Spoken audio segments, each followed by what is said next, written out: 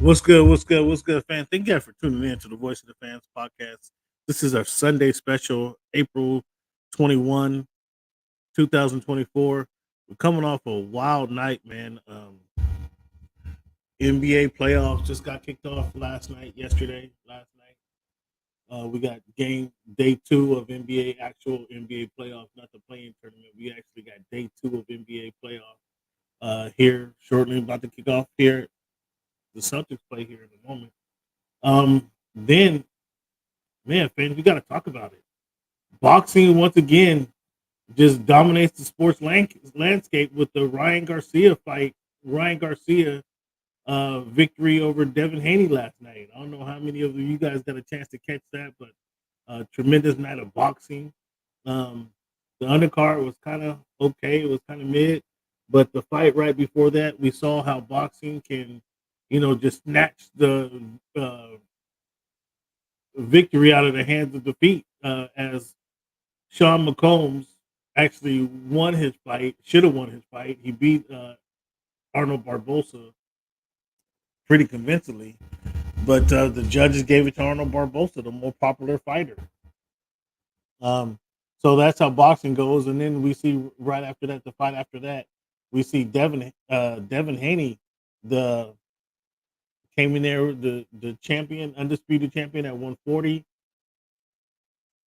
He comes in there, although Ryan Garcia came in overweight, missed the weight at the weigh-in. He came and put a pounding on Devin Haney, and a lot of questions are about. So we got to give props to Ryan Garcia first of all for doing his job. We got to give props to Derek James for all the uh, ignoring all the, I don't know what to call it, hoopla or just unnecessary antics of Ryan Garcia during training and during the media promotion of the fight. All the coming into the press conference on the horse and with the girls and acting a clown and you know videos of him posting videos of him smoking weed during when he's supposed to be training. Within the last 6 weeks of the promotion of the fight. Ryan Garcia is showing him drinking, taking shots within the last, 6 weeks in the preparation for the fight. Where he's supposed to be in training camp. Most fighters 6 weeks leading up to their fight are supremely focused on training and preparation for the upcoming fight. Yet Ryan Garcia, through social media, if you can believe what goes on in social, proved that a lot of that was unnecessary for him. He just did. It didn't matter. He didn't care. He didn't show that off. So that was kind of funny.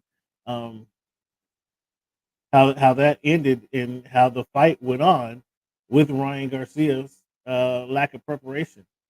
So again, boxing once again steals the no show, steals the evening Saturday evening um, over the NBA. We're gonna talk about the NBA in day one. And we're gonna talk about preview day two of the NBA.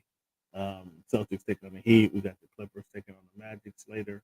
Of Dallas Mavericks later on. Kawhi being a game time decision.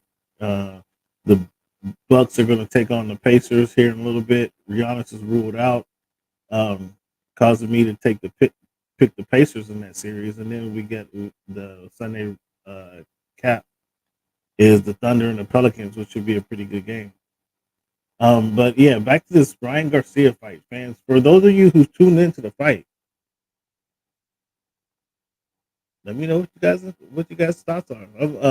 Gotta give a shout out to Cleveland and his family. Celebrating memorial occasion with his family. So he won't be with us today, but I should give a shout out to Cleveland and his family. But Ryan Garcia, I mean, that was the event of the weekend. I have to say, every week it feels like boxing. Everybody wants to promote the fight of the year. This was certainly the most surprising fight of the year. I could say that. All the fights that we've seen so far in just a short quarter one of the year, well, quarter two of the year, this has to be the most surprising fight of the year. Whether it was fight of the year, I can't go that far, but I can certainly say it was the most surprising outcome of the year thus far. Um, as I mentioned, Haney has supreme confidence. These guys, this was the rubber match. They've had fought 6 times already, so this was the seventh time in the promotional. 7 times in this fight, and that's how they were promoting it as the rubber match as professionals. Haney was the undisputed champion after beating Regis Programs late last year to to become undisputed. Ryan missing the weight, man. That's huge. I think in a couple of systems, obviously, had he came in and made the weight, he'd be champion today. That's number one. And then I think that shows a sign of being undisciplined. He did say in his post fight press conference that it's impossible for him to make 140 again. Now I've never cut weight. I need to lose some weight, but I never cut weight to try to make a specific event, try to make a specific fight in a specific amount of time. So I can't speak on that. I can't speak on that. But I know it's 3 pounds. It's not like he came in 10 pounds overweight. It was not like he came in 5 pounds overweight. It was 3 pounds. Some of the fighters that come in a pound overweight, they go take a shit, they come back, they're ready to go. So I mean, could he have eaten one less hamburger this week? I don't know. He's 25 years old. What can he have done to cut 3 pounds and come in and make the weight over the last 2 weeks? 2 weeks to lose 3 pounds. That doesn't seem like that much to me. But again, I've never done that, so so it's hard for me to speak intelligently about that process. However, you're the professional, Ryan. Doesn't that come with being a professional? Doesn't that come with being the a boxer as you are in your sport? I mean, that's part of it. I would think so. Ryan, you got to be a little bit more professional, and if you are that much more professional, you are the champion today. Um, did that three weight now? It's most of these boxers. There was no hydration clause, and again in Ryan's post fight press conference, he talked about the when he fought Tank Davis.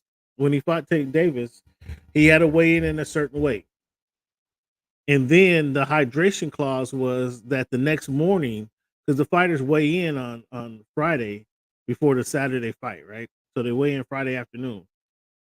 There most times the fighters go eat a big meal after they've been cutting weight for the last 3 weeks to make this certain weight deadline. Then they go put on a big meal. They get hydrated. They drink a lot of water, drink a lot of fluids. So they come into the actual fight weighing more than they did at the weigh-in. Haney is argued that he comes in 15 to 20 pounds heavier than what he weighed in at. Another reason I think Ryan should focus on cutting that weight is because then you are allowed to have that big meal. So with Devin Haney, there was no hydration clause. When he fought Tank Davis, there was a hydration clause to where he could not come in more than 10 pounds over the actual allowable weight limit for the fight, or the fight was going to be called off. So he had to, in so to speak, he couldn't drink all that water. He couldn't rehydrate. He couldn't go out and have that big meal because that you had that big meal that obviously puts on a lot of weight. So he had to kind of stick to that situation. He talked about how tough that was for him to make that weight, and he was weak going into the fight. He was weak going into the rounds, and then when you're weak like that, you can't. You have a tougher time. Your body has a tougher time defending some of the punches that come his way. So what Ryan did, he got knocked out by a gut punch from Tank Davis, ended up quitting on the fight. He just says because he was too weak, so he cannot conceivably make that weight anymore. He admitted he can never get down to 140 again. If he ever fought Tank Davis again, it would be at a catch weight. That's what he talked about in the post fight press conference last night, which I found interesting. Um, but not Garcia missing the weight by 3 pounds. It cost him and Devin Haney met a bet $500,000 per pound overweight. Haney went back to saying months ago now. Haney was trying to put some stink in the promotion by saying Ryan may not show up for the fight, cause a lot of fighters, or a lot of people, a lot of boxing fans to speculate that Ryan might not even show up for the fight because he was, all the antics that he was going through, or saying that he got kidnapped, saying that he didn't have a phone, saying posting just crazy stories, just stuff you never see from a boxer preparing for a big time fight, a championship fight. You don't see that type of stuff. However, Ryan was just doing the most on social media. And Haney said, he doesn't think Ryan was going to show up for the fight. Ryan actually, Haney has to eat those words because Ryan actually showed up for the fight. But he showed up, overweight, and they made the bet that $500,000 per pound overweight. That they made the bet during the press conference, the final press conference, and Ryan, to his point, or at least Devin Haney was satisfied that Ryan was a man of his word and paid him the $1.5 million that it cost him to be the 3 pounds overweight. Another reason I think if you cut 3 pounds, that's worth that's worth 1.5 million, isn't it, Ryan? But again, right. So Ryan comes in this fight just a little bit heavier. We all know that Devin Haney comes in the fight a little bit heavier, just going on past history, and have these guys having fought in the past, they kind of do know each other to a point. And Ryan, whether he was playing, uh, slick as a fox, wise as a fox throughout the whole promotion, he clearly did know something because he proved in this fight that he has Haney's number. Now, whether Haney looks back at their previous fights, the world looks back at their previous fight, Ryan was comfortable enough to know that, hey, my left hand, if that's all they're worried about, shame on them. And he proved that his left hand was something that they should have been concerned of. And it was kind of odd to me that Devin Haney, knowing and announcing that that's all he has is that left hook, that he allowed the left hook to knock him down 3 times. Devin Haney, I mean, you could be a little bit better prepared.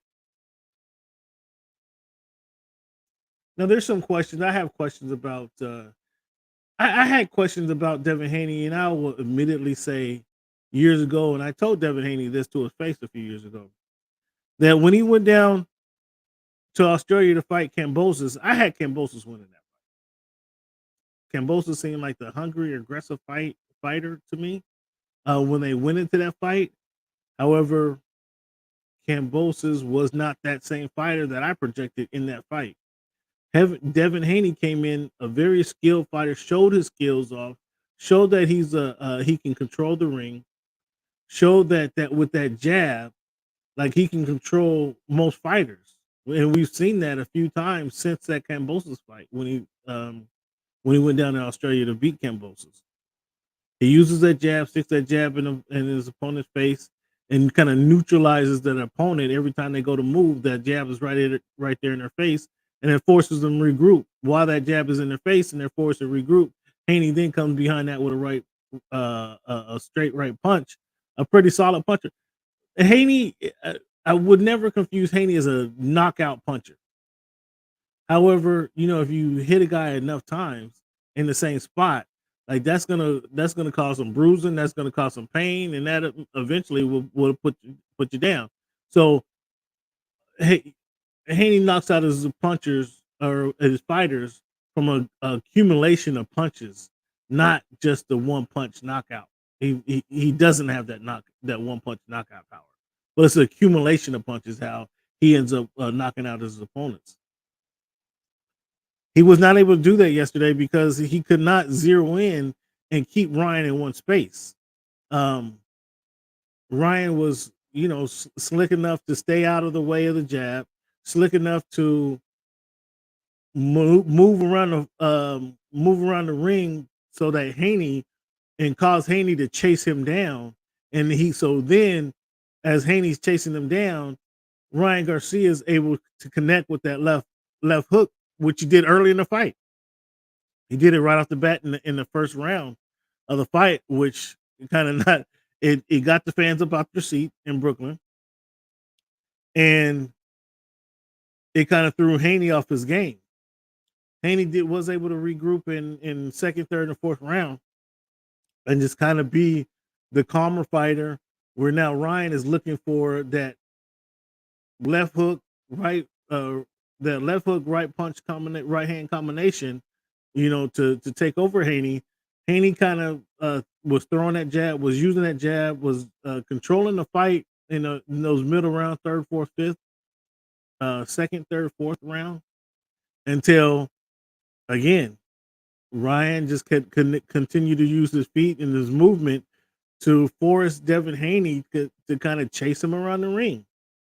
And as he chased him around the ring, he caught Haney again with another left hook. Now in the seventh round, there was a lot of Harvey Dock. I've seen Harvey Dock officiate a lot of fights. It was very strange last night how Harvey Dock in the seventh round not only did it take a point away from Ryan Garcia for punching on the clinch, what usually fighters at least get one warning. Garcia didn't get a warning for the punch on the clinch or punch on the break. Actually, he didn't get one warning at all. But usually fighters get at least one warning. Haney didn't get, or Garcia didn't get one warning, and Haney, you could tell boxers hurt is when they hug. And when they get hit and then they go to hug their opponent, it's either they're tired and trying to conserve energy, or they just got hurt and they're trying not to go down.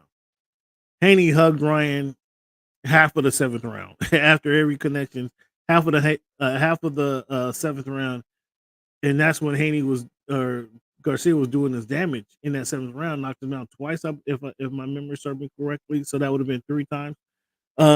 But Haney went down. Oddly enough, we went down a few more times, but because he was hugging and holding on, and Harvey Dock never took a point away from that, and he kept jumping in and breaking up the fight. That was he was saving Devin. He was saving Haney in that seventh round. The fight would go no different for the rest of the fight. Ryan Garcia, to say he was in charge of the fight is kind of weird because he had spurts. He boxed in spurts and dominated the fight in spurts. But those spurts equaled knockdowns.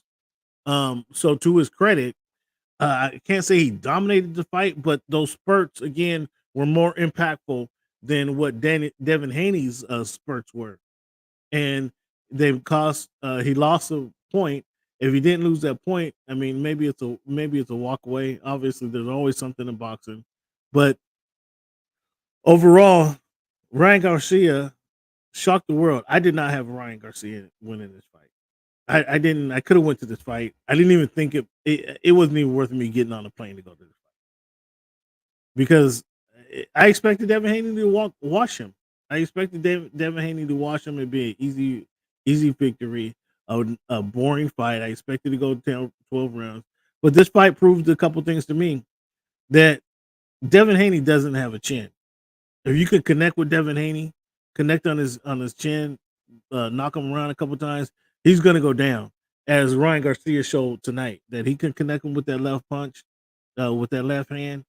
And he doesn't have much of a chin.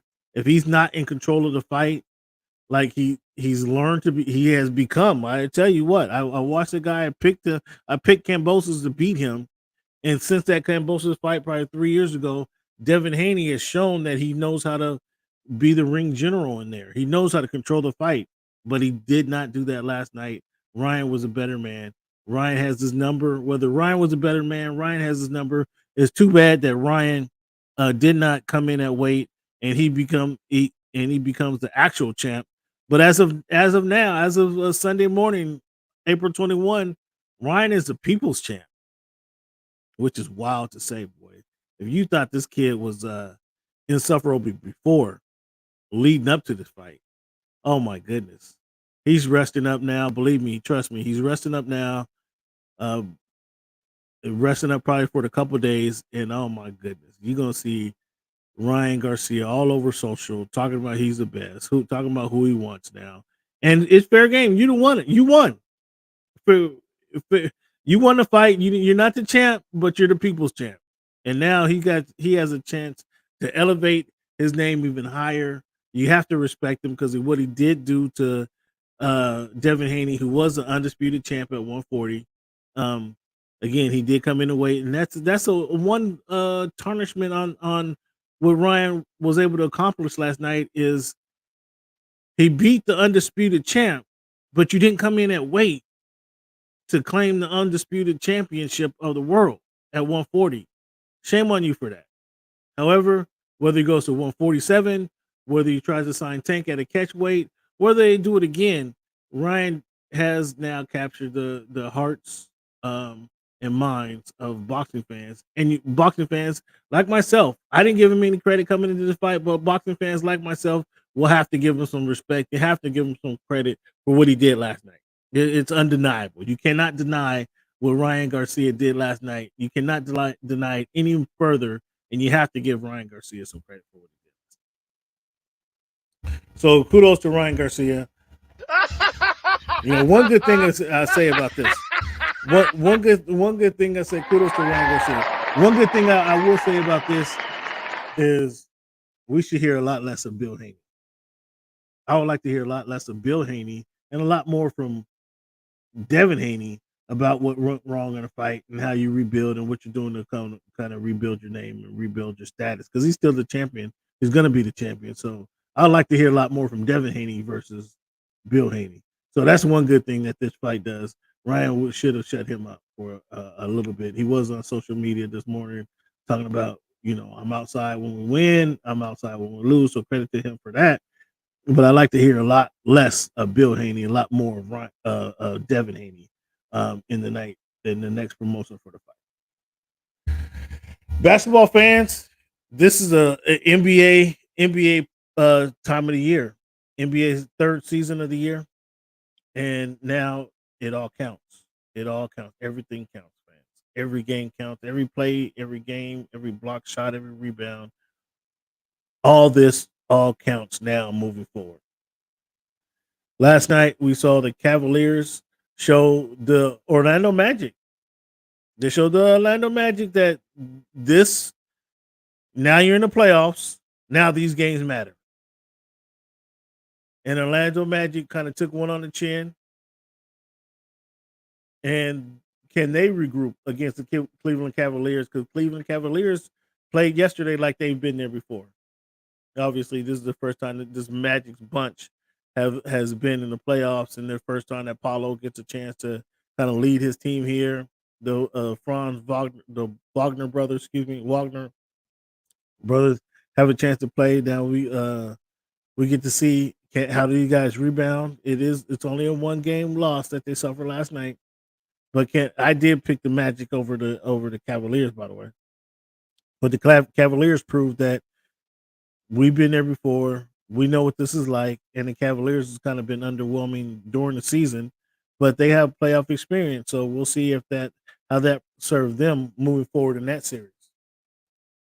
The Timberwolves uh, smacked around the Phoenix Suns, kind of what I expected. The Suns, not only have the Suns been underwhelming um, during the season, but at one point they were down 20 versus the Timberwolves. I mean, I really don't see how the Suns win this series. I mean, Kevin Durant can go off for 51 game. I guess the trio could go off for a big scoring night. Booker and Beal, maybe they all score 41 game and they get a game out of the series. But the Timberwolves are a better team. They have better defense. Karl Anthony Towns, like another front runner. He gets to enjoy he's like the third person on the team, and Karl Anthony Towns get to enjoy being the number three, enjoy the leadership that Anthony Edwards brings to the team, enjoy the defense stopper that Rudy Gobert is, and then that leaves him some wide open threes and some putback plays, and that leaves him some allows him to go one on one, Carl Anthony Towns against whomever it may be. And the Suns already don't have they don't have a big man, so he's kind of can have his way with anybody on the Suns. So I got the Timberwolves. This might be a sweep, and again, this might be a sweep. But as I mentioned earlier, Kevin Durant can go off for 50. Devin Booker can all Devin Booker, Bradley Beal, and Kevin Durant can go off for 40 in one night and get a game out of there. That'll probably happen. The Timberwolves will probably lose one game, but it'll be a gentleman sweep 4-1. I got the Timberwolves advancing in this series. The Knicks take uh, a 1-0 lead over the 76ers. Now, this is going to be up and down. If Joel Embiid can stay healthy, if he can stay healthy for a full game we saw last night, when Joel Embiid goes down, there's not the much the Sixers can do with the Knicks. And then Joel Embiid comes back and plays a big portion of that second half. The Knicks are still able to pull out the win, but it was a close win. And how confident was Joel Embiid on that ankle after going out early in the first half, or the knee? Excuse me. If he can find some comfort, if Joel Embiid can find some comfort on that knee, get some confidence going in that knee, and just allow him to play basketball without thinking about that situation, they may be able to push this game to a 6 or 7 series. The Knicks are good. Don't get me wrong. I'm not discounting what the Knicks can do. The Knicks are a good team. However, the Sixers are. I kind of feel that the Sixers are on equal footing if the Knicks aren't dealing with injuries, and getting your confidence while playing with the injury as Joel Embiid is doing, the Sixers big man. That's going to be a challenge. That's going to be a challenge for them. But Jalen Brunson is playing big ball. Devin Central is playing big hoop. Josh Hart is doing big things. Like, there was a point in that game, late in that game, both teams. I mean, they must have went 8 for 10 for 3 pointers in late in that game combined. It was pretty impressive showing that these guys. I mean, they're balling. This is a good series. Because we see a lot of gym rats out on the floor. They're playing competitive basketball. But the deciding factor is going to be the health of the New York Knicks, which obviously they're playing without Julius Randle. But when Julius Randle doesn't even suit up, you just got to X him off the list. Uh, where Joel Embiid is playing, suiting up and trying to play, but he's kind of limited in what he can do. He has to find that right confidence level of where he can succeed and versus where he can't succeed, and that's gonna be challenging for the Sixers. So if he can, like I'm saying, if he can put that injury out of his head and just play consistent basketball, that's going to give the 76ers a chance. If it continues to be an issue where he's in and out the game and it's still in his mind, it's still in his head, the Knicks is going to win this series 4-1. The Denver Nuggets, they take a 1-0 lead over the Lakers. Laker fans, chime in. Where you at, Laker fans? Where you at? Cleveland, obviously. And I will excuse his absence because he did mention he's gonna be dealing with a family situation today. Cleveland, where are you? We like you to. The fans would like you to chime in and tell us about your Lakers. They jumped out to an early lead against the Denver Nuggets. By the time I saw the score, it was a 10-point lead in early the second quarter. By the time I saw the score again, it was a 10-point lead for the Denver Nuggets midway through the third quarter. So you guys jump out to an early lead, but then you can't maintain the lead against Jokic. I mean, I saw a play. LeBron made a lazy pass. I'm not sure. I don't remember who he made the pass to, but he made the lazy pass at the 3-point line, kind of a behind the back play. Jokic took it on a. It wasn't a fast break. It was more like a slow motion break because Jokic took it all the way, and for the semi dunk, it was just kind of a weird. Jokic don't have no speed on him, but yet he was able to take the steal and go all the way to the Laker fans. Where are you? Laker fans, stand up. No Laker fans in the chat today. Nobody wants to talk about the Lakers. I mean, yeah, I'm giving shots out to the Lakers. Nobody wants to talk about the Lakers. Are you ready? Are the Laker fans ready? Yeah, that's what I want to know. Yeah, there you go, whining Laker fans. Where you at, Laker fans? That's what I want to know. Can you make this a series? Laker fans, LeBron James, Anthony Davis, Rui Hachimura, um, grandson of Jarrell, Austin Reeves, Snitchy Russell. Can you guys make this a series? That's what fans want to know. Can you get one game at home? Can you get two games at home? Laker fans, can you make this a series and take the defending champs? Can you take the defending champs can you take it in 6 games? Just can you get 2 wins? We'll see. Day 2 of the NBA playoffs, and again, everything counts now, fans. Everything counts right now. So the Miami Heat were able to come out of the play-in tournament. Then they're for coming out of the play-in tournament, they get to play. Their award is playing the Boston Celtics, who finished the season with the best record in the NBA.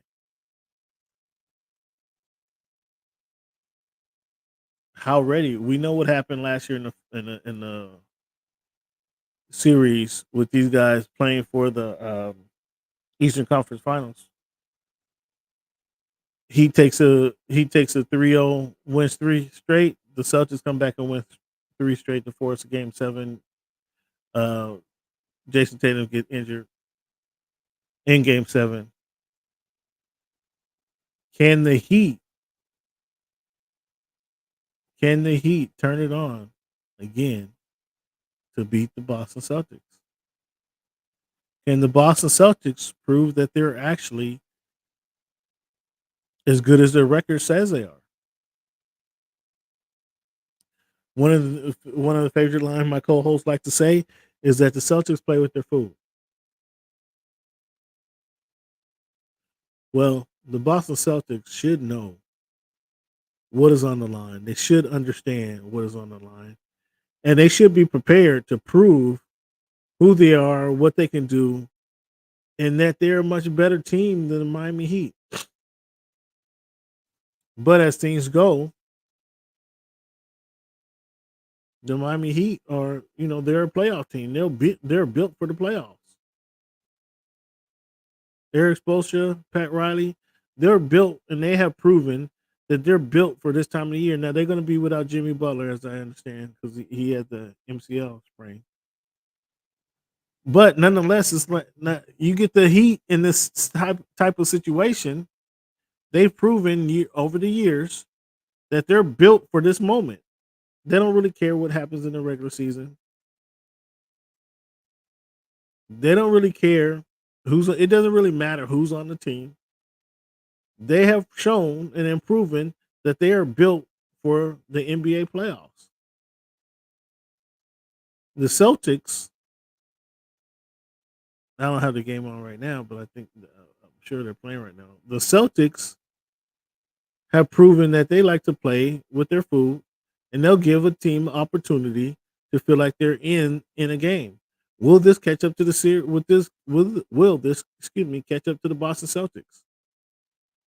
It's going to be interesting to see. The Celtics should this should be 4-1 Boston, but with the potential that Boston has shown, and the potential that the Heat have shown in the playoffs, this has a potential to go 6 or 7 games. It's all about how Boston responds and prepares and where their head is coming into this game. Later on today, after the Boston Celtics play the Heat, second game of the day is the Los Angeles Clippers take on the Dallas Mavericks. This Kawhi is going to be a game time decision. The Clippers need Kawhi. Without Kawhi playing, if Kawhi didn't play a game in the series, this is a 4-1 series. Dallas Mavericks. The Los Angeles Clippers need Kawhi in the series. Needed for his defense, needed for his scoring punch, needed for his playmaking. Without Kawhi Leonard, the Clippers go home in 5 games. Even with Kawhi Leonard, this is a tough matchup because on the other side, they have Luka Doncic, Kyrie Irving, who is playing big time basketball. The adjustments or the additions that the Dallas Mavericks made during right before the playoff, or excuse me, right before the trade deadline, beefing up their front court, bringing more defense on the team, has been masterful. So now you have the two preeminent scorers in the league. Now with some defensive players and rebounders in the game, makes the Dallas Mavericks, and they've been on a hot streak. Their record has been very impressive. At one point they were like 16-2 since the All Star break. I'm not sure if it's that way right now, but might be 18-3 or something. They've been masterful. The second half of the season after the trade deadline. The Clippers have a tough matchup. The Clippers are the four seed, taking on the Mavericks fifth seed, who overtook the New Orleans Pelicans to gain that sixth seed or fifth seed, excuse me. But the Clippers, I mean, they have the work cut out for them. This is going to be a tough matchup for them. Again, Kawhi needs to play. They need to see Kawhi. Without Kawhi, this has the potential to be a 4-1 Maverick series win, 4-2 Maverick series win. Without Kawhi Leonard, they can't win the series. I'll go on record as saying without the Clippers, without Kawhi Leonard, cannot win the series. And then this has some reverberations about what the Clippers do going into their new arena. Now they signed Kawhi to a new 3-year deal earlier this season. Paul George is going to be a free agent after the season. James Harden is going to be a free agent after the season. They got Russell signed to a team friendly deal. So, I mean, this could be the last version. We may see a completely different team next year with the Los Angeles Clippers going into their new dome next season. But the Clippers, they need to get it done this year. We third game on the list today, on the docket today, is the Milwaukee Bucks take on the Indianapolis Pacers. Now Giannis is ruled out for this game, but that doesn't take away any tension that's already in this game. As you guys remember earlier in the season, there was a little teams arguing and fighting over the game ball early in the season, where Giannis they didn't want to give the game ball back to the Pacers, who had set a record, because they wanted to give their bench player the ball, who hit his first 3-pointer of the game. So there's going to be some tension. Halliburton, these guys, Halliburton and Pascal Siakam, coming into this game with something to prove. Pascal Siakam's a former champion. They want to prove that they're in Indiana, where they weren't getting a little love. They lost in the playing tournament, if you remember, earlier back in November. So they have something to prove here, where the Milwaukee Bucks have never, throughout the whole season, the Milwaukee Bucks have never reached a peak. They have never, and without Giannis, they're not going to be able to reach the peak without Giannis. They couldn't reach it with him, so how can you expect them to reach it without him? Obviously, there have been a lot of changes on the Bucks roster this year, bringing Dame in, bringing a new head coach in. The head coach, Doc Rivers, is under 500 as the head coach of the Milwaukee Bucks. So that says something. Now everybody, where they wanted to give Doc some love just for him being a head coach and what he's meant to the NBA, the one thing they would say is Doc is not a playoff coach. And here we are in the playoffs. And with the underman Milwaukee Bucks, and now I like Doc, but now Doc is about to take even more heat, even more pressure because the Milwaukee Bucks aren't beating the Indiana Pacers. I had the Pacers winning this game, winning this series, had everybody been healthy. But without Giannis Antetokounmpo, there's very little chance that the Milwaukee Bucks can beat the Indiana Pacers. Dame, because who else is going to go off? Okay, so if Dame went off and scored 40, let's give Dame 40 and 10 right off the bat. Who? Brooks is their other big man. Um, who- I don't know if he's going to be able to get it done. Um, who's the big man down low going to be able to compete with Pascal Siakam? Mel, Middleton isn't going to be able to get it done. He's on the wing. So that leaves Middleton. So if Dame went off for 40, Middleton goes off for 20-25. That's only 65 points. Who's going to be the big scorer for the Milwaukee Bucks? I don't see it happening. I don't see the Milwaukee Bucks having enough firepower. I don't see the Milwaukee Bucks having enough firepower to contend with the Indiana Pacers tonight. So kind of unfortunately, um, with Giannis going out, that's a really bummer for that's a big bummer for the Milwaukee Bucks. Pat Beverly is not going to be able to make up the points. Chris Middleton is not going to be able to make up the points. Bobby Portis is not going to be able to make up the points for Giannis Antetokounmpo. I don't see it happening. I see the Pacers. I mean, the Pacers can win the series in four games or 5 games. I can see Giannis and Dame having a big night. Again, they're going to have to go off for 40 apiece and to carry the Bucks. But that's not going to happen tonight because Giannis ain't going to be there. So I got the Pacers winning this game. And then the Thunder and the Pelicans. Both of these guys are young. The Pelicans going to be without Zion Williamson, um, which is going to. Zion hasn't really proven to be a playoff star. So how much that impacts them, we don't know.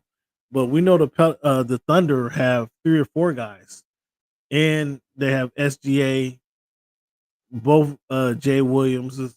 They have Chet Holmgren. Those are 4 guys right there that are capable of having big nights in a game. Where the Pelicans only have the erratic Brandon Ingram, CJ McCollum, who you heard from me say already this season, say that he's been underwhelming. Trey Murphy, who thinks every time he gets the ball past half court, it should be a shot.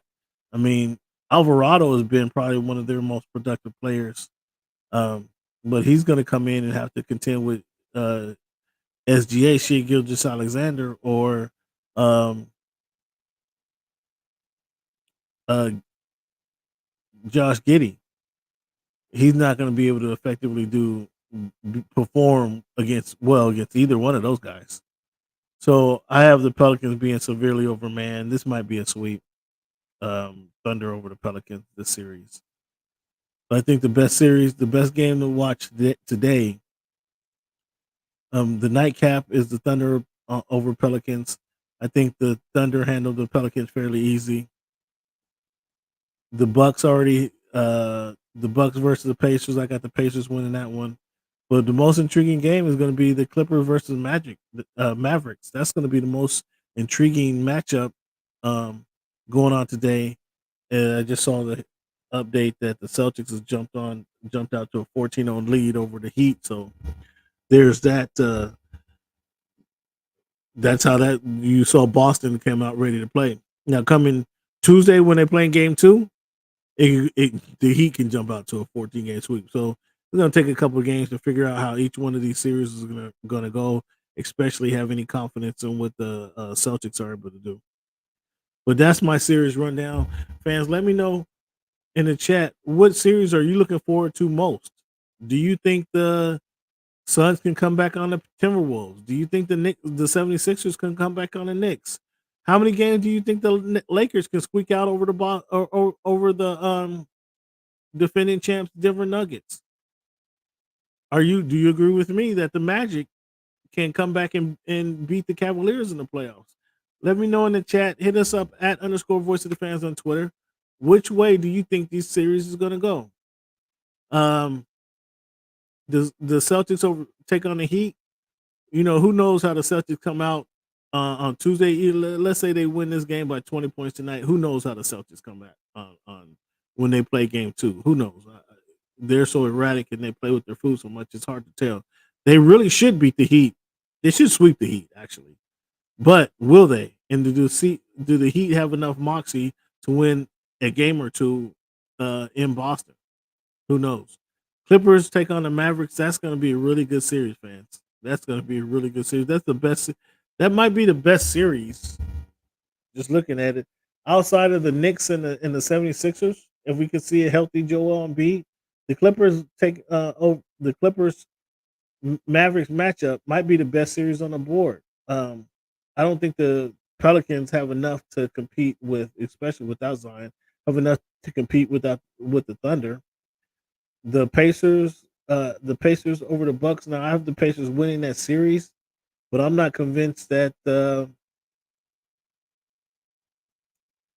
I where I have the Pacers winning the series. I'm kind of concerned about the Bucks who've been underwhelming. I'm not concerned. I'm not confident that the Bucks can play at their peak performance with or without Giannis and win that series, what they should. I mean, on paper, the Bucks should win that series. However, the Pacers are going to be hungrier and win that series. So I'm not. Um, that's where I follow on that side of the ball with the Bucks and the Pacers. I really think the Clippers taking on the Mavericks is the best series of round one of the NBA playoffs. If you told me that the Sixers would stay healthy, Joel Embiid would find some confidence in his knee. I'd be granted to say that that's going to be an exciting series. With that's going to be an exciting series if you have the 76ers playing the Knicks. However, I mean Joel, we saw yesterday that he doesn't have a lot of confidence in that knee. When he comes off, when he comes off the slam off the backboard, and then he lays down and doesn't come back for the whole half, and then he comes back out the second half. Maybe that's just confidence. Maybe I don't know what that is, that why he went out, because clearly he wasn't hurt, but why did he go out? I don't know. It just tells me that doesn't have any confidence in that knee. Um, I don't have any confidence in the Los Angeles Lakers upending the defending champs. So I think at best they'll win a game at best. So that's where my confidence lies, fans. Let me know where your confidence lies. Who you have more confidence in winning in this series? Fans, also about the fight. Back to the fight last night. Do you have confidence in Devin Haney? Would it have been worse for him to just he got knocked down 3 times in that fight. Would it have been best for him to lay down in the seventh round when he got knocked out and not take the punishment he took later on in the last few rounds of that fight? Did how much did the punishment he took in the last few rounds of that fight take out of him as a boxer? Or did it take anything? I mean, he's a 25-year-old dude. Did it take anything out of him? That's yet to be seen, obviously. But what's your thoughts on Devin Haney? How does he rebound? Where does he go from here? He's still a champ. Um, he's still the undisputed champ. He lost his belts, but he's still recognized as an undisputed champ because, again, Ryan Garcia didn't come in with he came in with 3 extra pounds. So the belts came off when he came in, didn't make weight. The belts came off the table for that fight. Now, though he beat him, he becomes the people champ and not the actual champ because he was undisciplined and didn't win or didn't come in prepared to fight. Well, so my question to you about Devin Haney is, where does he go from here? how much of rounds 7 through 12 did that take out of Devin Haney for future fights? Because he got beat up. It looked like, although Bill said this morning on an Instagram post that there was no broken bones. He didn't break his jaw, although his face looked swollen. The right side of his face looked very swollen from those punches that Ryan was connecting with him, connecting on his jaw. It looked very suspect. I don't know. So you're gonna need some time to heal, nonetheless. Where does Ryan Garcia go from here?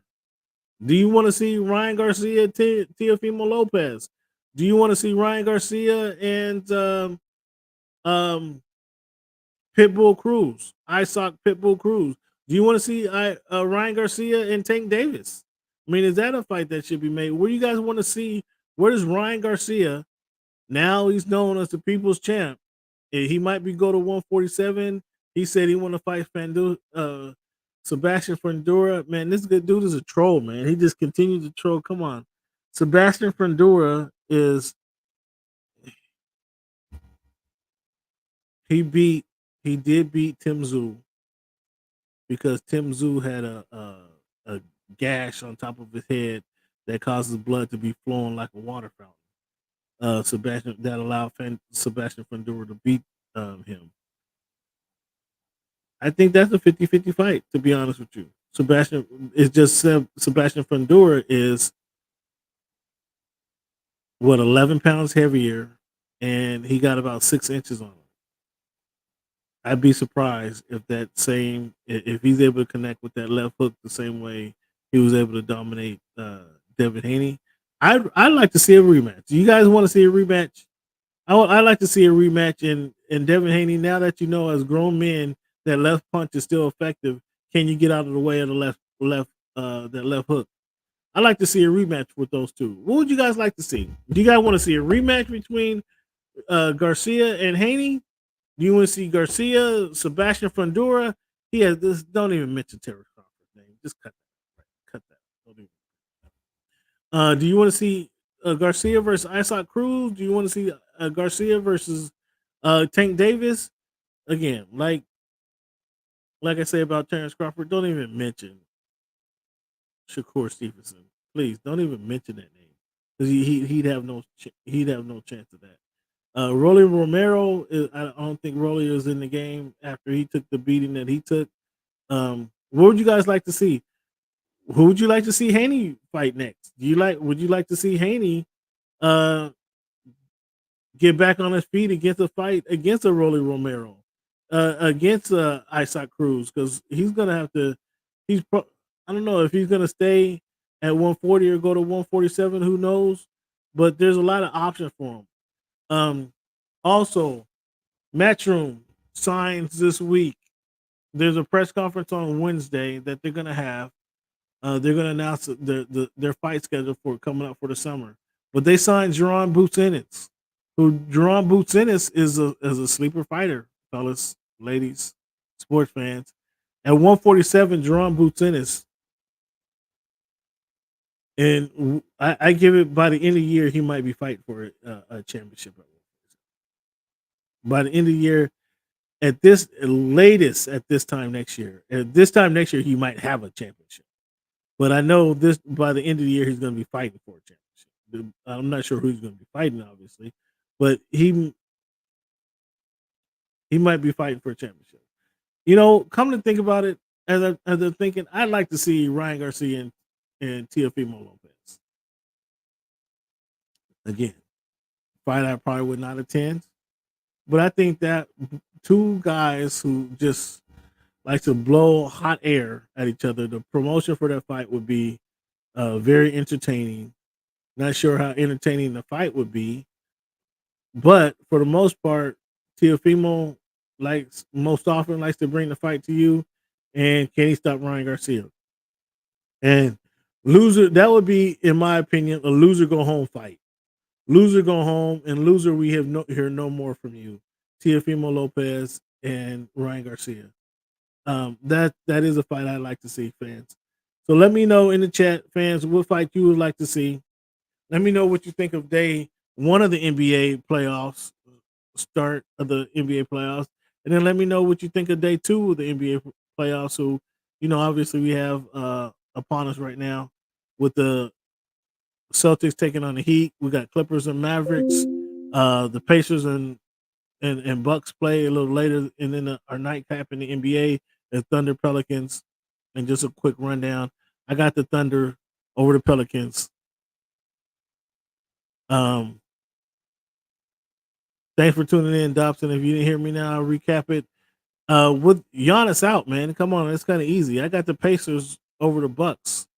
Uh, I think I picked with both teams being healthy. I picked the Pacers over the Bucks. Now with Giannis out, I definitely have the Pacers over the Bucks, especially today. The Bucks just don't have enough scoring power, and everybody's gonna blame it and jump on Doc. They're gonna blame it on Doc. It's gonna be a bad look for Dame. I get it, but they just don't have enough, especially with Giannis out. The Pacers with um, Halliburton, Pascal Siakam. I mean, they're gonna run right through the Bucks like water. I mean, that's gonna be an easy game. Um, Dame has been good without. Yeah, that's 30 points. Who else is scoring with you? Who else is scoring with Dame? You're absolutely right. Who else is scoring with Dame though? That's the problem. Dame could go off of 40. He can go off of 50. Who else is scoring with him? That's that's the issue. Middleton, uh, Bobby Portis. Who else is scoring with Dame? If just let's say Dame go off for I said 40 and 10 earlier. Let's say Dame goes off for 50 today. Who else is scoring with them? You expect Chris Middleton to put up 30? No, you can't count on that. You expect Bobby Portis to put up 30? No, you can't count on that. Would you Lopez, brother? You expect him to go off for 30? You can't count on that. That's the problem. That's the problem with the Bucks. And again, um, okay, so okay, fair enough. Middleton and Portis can put up 20 points each. So let's just say Dame scores. Dobson, thanks for tuning in. Let's just say Dame scores 50 alone. Portis and Middleton's go for 20. That's 90 points. Do you expect the Pacers? Pacers are plus 120, right? The Pacers are going to score 115, 110 to 130 today. So that means that they only have 90 points. You got Chris. Who else is going to score points for you? That's the problem. You gave me 3 players, and again, I'm granting you a 50 pointer from Dame, a 50 burger from Dame. I don't think it's. There you go. That's what I just say. The Pacers are going to put up 110 to 130 today. Period. Can the Bucks hover around that? I don't think the Bucks can. That's why in the series, I have the Pacers winning the series. I like Giannis. I like Dame. I like Doc. I like all of them together, but I don't think they have enough to slow down the Pacers. That's my feedback. That's my feedback on that. Clippers Mavericks. Kawhi is going to be a game time decision. Without Kawhi, the Clippers cannot beat the Mavericks. Without Kawhi, they cannot. So um, they injuries in 3 of the 4 games today. Injuries are going to be play impact because the Pelicans. I didn't think the Pelicans can beat the Thunder anyway. But without Zion, they're certainly not beating the Pelicans.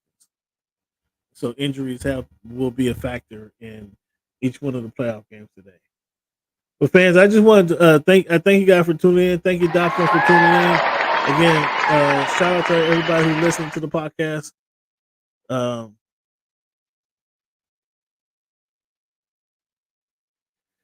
it would be funny. Yeah, I don't know what the score is right now. It would be funny. It would be. And this just in, the Clippers. Clippers. Kawhi Leonard is out for Game 1 today. So the Mavericks. Oh boy, the Mavericks had a hit up on that game. What's the score? This let me check the score before I log off here. What's the score of this Celtics game? 52-36. Well, they came out focused.